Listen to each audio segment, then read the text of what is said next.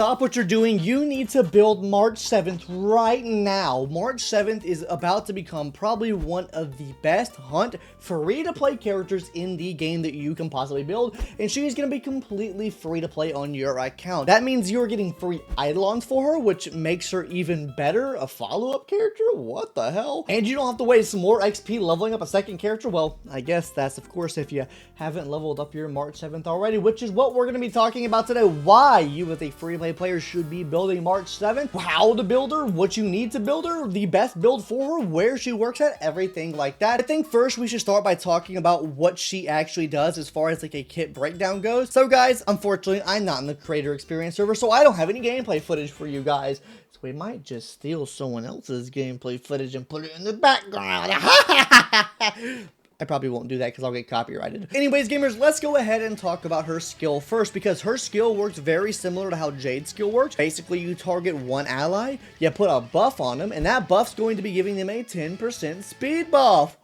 That is absolutely massive, but the big thing here is this does not wear off, meaning with her, you can be very SP efficient with her, and on top of this, guys, you can actually change this buff to other allies. Of course, it costs a skill point to do that, but it will change a buff that she gets, which we're going to talk about now, because she has two different abilities that happen here, right? If you put this on an ally that is Erudition, Hunt, or Destruction, she will be getting a damage bonus. If you put this on any other ally, this means if they're Harmony, Preservation, and Hildy, really anyone else that's not Erudition, Hunt, and Destruction, she will be getting Weakness Break Efficiency increased by 100%. So this not only means you're able to run her as a sub DPS on teams, or like a secondary DPS on teams, you're also able to run her on break teams now as well, because that weakness break efficiency is so juicy. But that's not where the kit stops at, right? Because now we need to talk about her talent, because the talent is the one thing that kind of drives this whole kit forward. First of all, every single time your Shifu, which is the person that you put the buff on, and whenever she uses her ult, she's going to be getting one stack. What do these stacks do? Basically, whenever you get 7 of these stacks, she'll be immediately advanced forward action, so that means she's taking a turn immediately, and on top of this, you'll be getting her enhanced basic attack with an 80% extra damage increase to it. The enhanced basic attack is going to be using 7 of these charges. Basically, it's going to be hitting the enemy 3 different times. It hits one singular enemy, and on top of this, guys, at the last hit, there is a 60% chance to hit an additional attack, up to 3 additional attacks, meaning this is 6 hits per action that she can have, which means it can benefit people like Jade or even her in a break team, because hits per action equal more toughness damage or super break damage that you're going to be able to do. Though you will not be able to recover any SP from here. Now, something that also plays with that enhanced basic attack is the ultimate move. I kind of saved this for last because it does kind of enhance the enhanced basic attack. Basically, you're going to be hitting one enemy. Whip-de-doo, that's so cool, that's so fun. But this will also be increasing your guaranteed hits per action by 2 from the enhanced basic attack. And not only this, you'll be increasing that rate from 60% from the enhanced basic attack to 80%, which means now she has an 80% chance to hit additional hits from her enhanced basic attack, which enhances that even further. So that means you want to be supercharging this. You want this back up as fast as possible. And with a 110 energy cost, that is not hard to do at all. You can get this back up so insanely quick, it is insane. And also, I forgot to mention, her enhanced basic attack will also be giving you 30 energy per use of it. So that's really nice too. And you might think, she is broken. This kid is broken. We haven't even talked about her traces yet, which we're going to talk about right now, because what her traces are able to do, first of all, she advances herself forward by 25% when entering the battle, which means you'll basically have her first in rotation, so you can put Shifu on whatever ally you want basically immediately. That's cool, right? Secondly, guys, whoever you put Shifu on, she's going to be able to damage that toughness type on the enemy. Say you're facing a boss that doesn't have an imaginary weakness, right? Then you put this Shifu on, let's say, an ice character, right? Now she can break ice type enemies.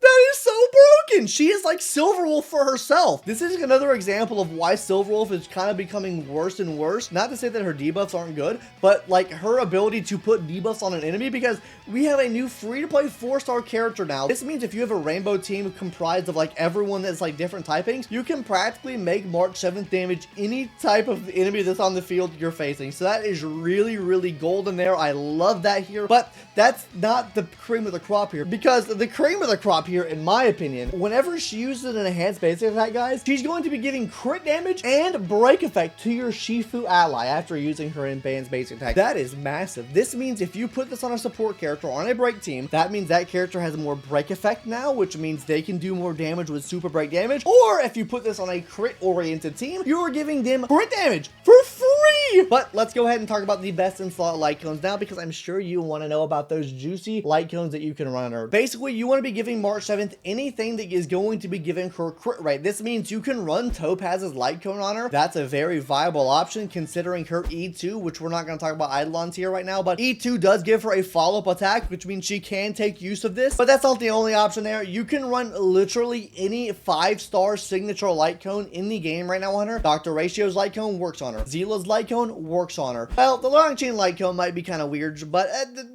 maybe don't run that one, but run the other ones for sure. Now, let's go ahead and talk about some more free-to-play options, because you probably don't have those light cones, especially if you're just now starting the game. So I should bring up to you sword play. Sword play is going to be very, very viable, especially if you're just focusing on one singular target, because if you're facing a big boss with her being able to grab Shifu and really grab any damage type possible, this allows you to just fully focus on one enemy, just mow them down. So sword play here will be really beneficial for you, but that's not the only option. There is a free-to-play option that you can run on her, and that is going to be the free-to-play Hunt Light Cone, baby. Yes, cruising in the Stellar Sea is going to be absolutely amazing for her. First of all, it's going to be giving her crit rate, which is lovely. And whenever she defeats an enemy, she'll obviously be getting an attack buff as well. She can potentially get 32% extra crit rate from this, but don't expect that, because you do have to have the enemy below 50% HP. So that's not like a guaranteed thing that you can have there. But that's really all I have to say about light cones now. There are obviously other niche options you can run with her, but these are the 3 main ones that I kind of want to talk about right now. But with that out of the way, let's go ahead and talk about the part you've been waiting for. What are the best relics you should be running on her? And those best relics are you, first of all, subscribing to the YouTube channel. That's the best possible set that you can run on March 7th. Is subscribing to this YouTube channel right now so you can actually get the best set. So go ahead and hit that subscribe button, gamers. We do ZZZ and we do Honkai style raw content. So if you play either of those games, hit that subscribe button now, gamers, for some cool, interesting guides like this. Now, to not waste any more time, let's go ahead and talk about the best relics, stats, recommended stats, everything like that right now, and then we'll talk about teams after this. So first of all, guys, as far as relic sets go, the best 4-piece that you can run, literally 4-piece musket. 4-piece musket is going to be so gosh darn amazing for her. Why? Because first of all, it's giving her attack bonus, and on top of this, guys, it busts basic attacks, and that is where her damage is coming from, is basic attacks. So the best possible set you can run on her is going to be a 4-piece musketeer set. That's a very easy set to get, and especially if you've been playing this game since day one or since very early on, this should be a free set that you have on your account. Now, if you don't have a 4-piece of that, another set you can run would be a 2-piece musket and a 2-piece imaginary set. This can also work. Obviously, there will be a damage drop off just because of the fact that you're not getting the extra damage from your basic attack, but the imaginary damage can help her out a little bit. Now, let's go ahead and talk about a third set, right? Because you don't really have to run her as a crit build. You can run her as a break because of the weakness break efficiency she's able to provide, and on top of that, her hits per action, she can run a break build too. So the new 4-piece break set can work really, really good on her, because this is going to be giving her increased break effect, and on top of this, some defense shred whenever she's breaking the enemy. So this is going to be a really good option if you're running her on a break team. If you're running her on any other team,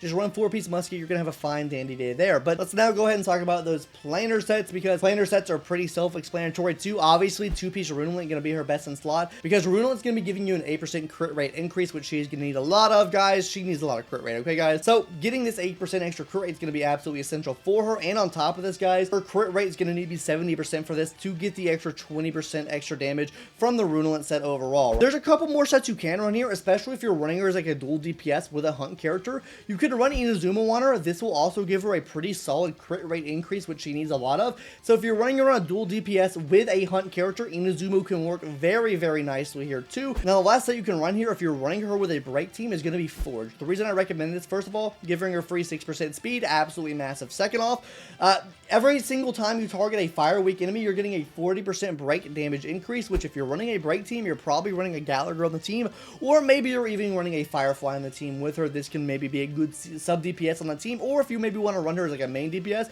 you're probably going to be running Gallagher, which she can take that damage type from Gallagher being fire and inflict that to the enemy as well, which makes her really fucking amazing for break teams, first of all. But that's all I really want to talk about with the sets. Those are the sets that I recommend running. Glameth, I don't really recommend Glamoth. I just think that Runelent's so much better if you're running her on like a crit-based team. I can't, even if you get high speed, I can't really recommend Glamoth because you are losing out on some damage, especially from her enhanced basic attack. 2%, sure, but I don't really recommend it. She does have follow-up attacks, which I guess can take use of it, and ultimate attacks, which can take use of Glamoth, but overall, I do prefer Runelent over Glamoth. Now let's go ahead and talk about those sub and main and recommended stats. First of all, starting off with the main stats on the boots gamers, I want you to run a speed boot. You should want her to be fast enough to keep up with the rotation and make sure she's getting as much stacks up as possible. There are some circumstances where I can see you running her slower, maybe putting her on attack boot can work, especially if you're really trying to max out and juice out that enhanced basic attack. That could be more beneficial to run her slow just so you're not wasting turns of her not using enhanced basic attack. You have more time with your allies to help get that ability back up for her. Now, on the body is going to be crit rate or crit damage. If you can get her to above 70% crit rate without running crit rate body, then I think running crit damage on the body is fine, but 70% crit rate without much help from the rest of her kit is going to be pretty hard to get. So highly recommending crit rate here. If you can get over 70% though, probably crit damage here works. Now on that rope, I recommend attack percent or ERR. You will lose a bit of damage if you're running ERR here, but it will maybe speed run and supercharge the amount of time she's able to ult, which means the more time she's able to enhance basic attack, which means the more time she is able to buff up your maybe hunt based ally, or maybe even do breaking type things, right? So ERR can work here. I do recommend attack over it though in this circumstance. And then finally on the orb, damage or attack, that's really what I recommend here. Also, I forgot to mention one thing, it'll probably show up on screen. Break effect also can work for the rope if you're running on a break effect team. But I'm gonna go ahead and throw some recommended stats on the screen right now for you. So crit rate 70% to activate Runelent. Crit damage 160% bare minimum. Obviously, you can get more with her passives and stuff like that. Speed 134, but speed can be lower depending on the team and ornaments you have on her. Attack is going to be around 2700 is what you want to hit there. Then obviously with break effect, you want to be at bare minimum 150 so you're able to get the Iron Cavalry buff off. But that's really all I have to say now about the set stats, everything like that. Let's go ahead and talk about our best teams because I do think she works in a lot of teams, right? First of all, a Topaz team she can work absolutely amazing in. Like I mentioned before, her E2 does give her a follow-up attack, which means if you have the buff on Topaz, Topaz uses a basic attack, she will follow up, which then Noobie will then hit an attack as well, which is a really good chain for characters like Topaz, but not only Topaz, Jade as well. Jade can work here. Basically, you use Jade on March 7th to buff up March 7th, and then you use March 7th on Jade to buff up Jade. Holy crap, guys. This is going to be a cool combo right here. Unfortunately, I didn't get Jade, so I don't have the luxury of trying this out. Oh, Clara, why did you come home? But yes, guys, I do believe this can work pretty well, especially with Jade hitting an attack. This will then prompt March 7th to hit a follow-up attack as well, which gives you more stacks for Jade. And then on top of this, the additional hits per action can play pretty well with Jade too, so that is just something to look at. She attacks a lot. So this is something that can be very, very beneficial for your Jade. But that's not the only team, guys. Like I've been mentioning, break teams. You can run a super break team here as well. She just works super great for this team. She can work really well because she's able to take types from your other allies, especially with a super break team. She's able to take ice type and also fire type if you're running the optimal super break team. So she's able to supercharge her damage by damaging really any enemy on the field. So that can also work very good there too. And this is not to say that she can't slot into sub DPS on other teams, because she definitely can, but these are the teams that I see the most potential in. And I guess the final thing that I should mention here that I completely didn't forget to mention before I did the outro of this video a couple seconds ago is why you as a free-to-play player should be building her up. Guys, she's a jack of all trades. She can literally work as a sub DPS on just about any team. She plays on just about any team. You need a super break team. You didn't get Firefly. There she goes. She slots in that team. You need a DPS for any other team, but the typing's not there. You don't have a Silver Wolf. She slots in those teams. I just think she works so well on so many teams. This is why I think Gwen Ivan is a must build for a lot of players' accounts, because just being a jack of all trades, she is like kind of like a jack of all trades for like a DPS character. So this is why I think you should build her. Obviously, if you don't want to build her, don't build her. But I'm going to decree, you two can't see me, is going to decree that you build March 7th Imaginary Hunt character. She is super good. You should build her. But that's going to do it for today's video. Leave your thoughts in the comments down below. Do you like March 7th? Do you hate March 7th? Let me know. I'm out of here. See you guys later in the next one. I have to pull on my mommy and ZZZ now. Anyways, gamers, bye. See you later.